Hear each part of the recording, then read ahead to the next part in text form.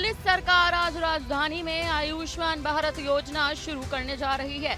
इसके लिए सरकार आज केंद्र के साथ करार पर हस्ताक्षर किए जाएंगे। सीएम रेखा गुप्ता ने शुक्रवार को इस बारे में खुद जानकारी देते हुए बताया कि दिल्ली सरकार आयुष्मान भारत योजना के क्रियान्वयन के लिए आज केंद्र के साथ एक समझौता ज्ञापन पर हस्ताक्षर करने वाली है।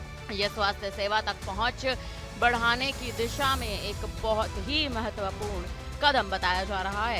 एक बयान के अनुसार मुख्यमंत्री रेखा गुप्ता की अध्यक्षता में शुक्रवार को हुई बैठक में यह निर्णय लिया गया। बैठक में कैबिनेट मंत्री और स्वास्थ्य विभाग के वरिष्ठ अधिकारी भी शामिल थे।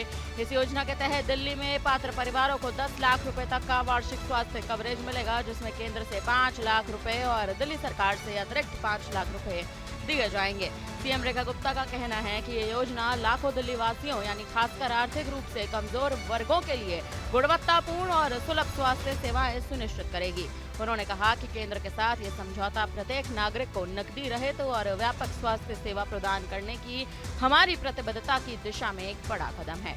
मुख्यमंत्री का कहना है कि सहमति पत्र पर हस्ताक्षर के बाद इस योजना के तहत निवासियों को नामांकित करने के लिए एक विशेष अभियान शुरू किया जाएगा।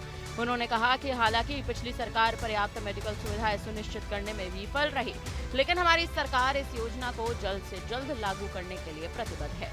दिल्ली के स्वास्थ्य मंत्री पंकज सिंह ने गुरुवार को बताया कि आयुष्मान भारत योजना में दिल्ली के सबसे गरीब लोगों को प्राथमिकता दी जाएगी। इसमें अंत्योदय अन्न योजना और प्राथमिकता वाले तमाम परिवार शामिल हैं। योजना के तहत 10 अप्रैल तक 1 लाख लोगों को शामिल कर लिया जाएगा। उन्होंने कहा कि एमओयू पर साइन होने के बाद आयुष्मान भारत योजना को तेजी से लागू किया जाएगा। ये सुनिश्चित करने के लिए जमीनी स्तर पर प्रयास किए जाएंगे। समाज के सबसे कमजोर वर्गों को भी लाभ मिलेगा। मंत्री का कहना है कि इस पहल से दिल्ली के स्वास्थ्य संबंधित बुनियादी ढांचे में भी सुधार होगा। मरीजों को बेहतर प्राथमिक देखभाल मिलेगी और स्वास्थ्य सेवाएं बढ़ेंगी। उनका कहना है कि इसके अलावा मरीजों के रिकॉर्ड डिजिटल रूप में रखे जाएंगे, जिससे बेहतर निगरानी और प्रबंधन हो सकेगा। इस योजना में आयुष्मान आरोग्य मंदिर, क्रिटिकल केयर ब्लॉक, पीएमजेएवाई और राष्ट्रीय डिजिटल स्वास्थ्य मिशन शामिल है।